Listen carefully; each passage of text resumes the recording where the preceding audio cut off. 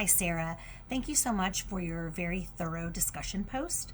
I found it very interesting, the common ethical violations amongst 34 states, not including California, and that the most common one in California involved criminal charges. That was very interesting to me.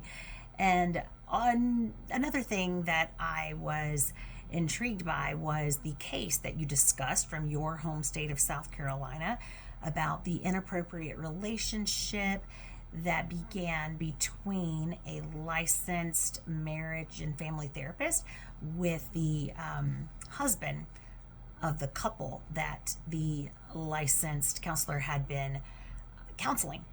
That was quite shocking to me. That is scandalous, and the outcome of the $1,000 fine was a little surprising to me as well. That was the extent of the disciplinary action. It just seemed a little more serious to me.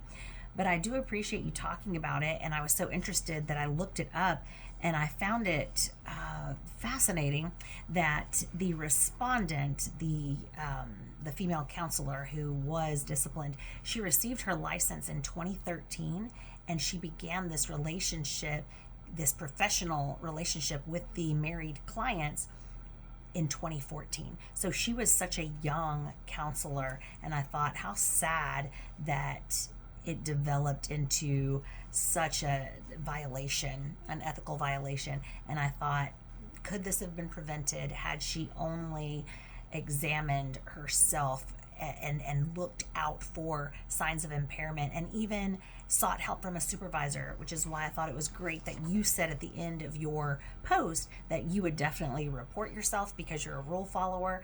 And I think that's great though, because if that counselor in question in South Carolina, had she reported herself, asked for help because of the feelings she was experiencing as a young counselor, all of that may have been prevented. And I also found an article by Mullen et al. In 2017.